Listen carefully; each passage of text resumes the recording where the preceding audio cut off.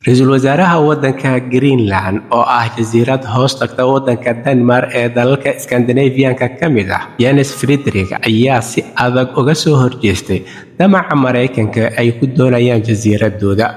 Waxa uuna sheegay in waxa ka soo yeeraya Donald Trump ay yihiin wax aysan qaadan karin, isaga oo ku tilmaamay ixtiraam la'aan iyo wax isu hoosgelin dalkiisa lala damacsan yahay. Wuxuuna sheegay in aysan marnaba Greenland beec ahayn, aanan loo oggolayn in cid kale iyo dal kale uu qaato jasiiradooda.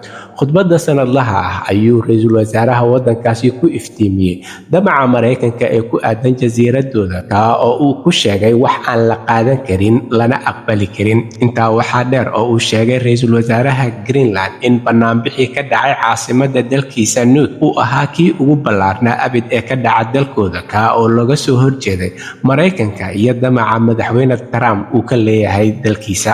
Wuxuuna intaa ku daray shacabka Greenland, dowladdiisa iyo Denmarkba aysan marnaba oggolaan doonin in Mareykanka la hoosgeeyo ama la iibsado jasiiradooda iyo dhulkooda. Wuxuuna intaa ku daray in uu dirayo fariin cad, taasoo ah inuusan dalkiisa beec ahayn oo aan laga doonayn Mareykan iyo Trump in ay ku soo xadgudbaan. Arrintan ayaa waxa ay ka dambeysay kadib markii madaxweynaha dalkaasi Mareykanka Donald Trump uu ku celceliyey in uu danaynayo oo uu doonayo in uu la wareego Greenland si ay halkaasi u noqoto halka laga sugayo amniga qaranka dalka Mareykanka.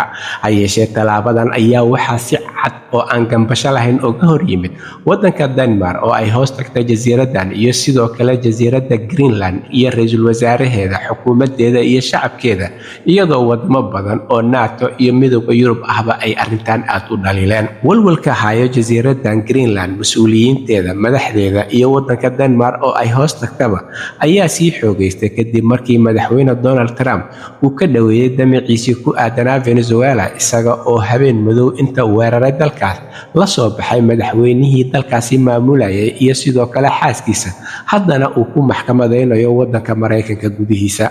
Taa oo fajiciso la yaab iyo amakaag ku noqotay guud ahaan dadweynaha dunida iyo dowladahooda kala duwanba.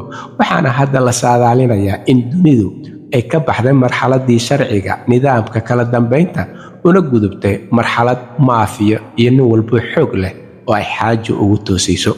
Halka warka kiisa ugu doorkaran uu idinkaga imaanayo waa Somali Voice in Norway ama codka Soomaaliyeed ee Norway. Waxaana idinla socodsiinayay aniga oo ah Cabdullaahi Shiine.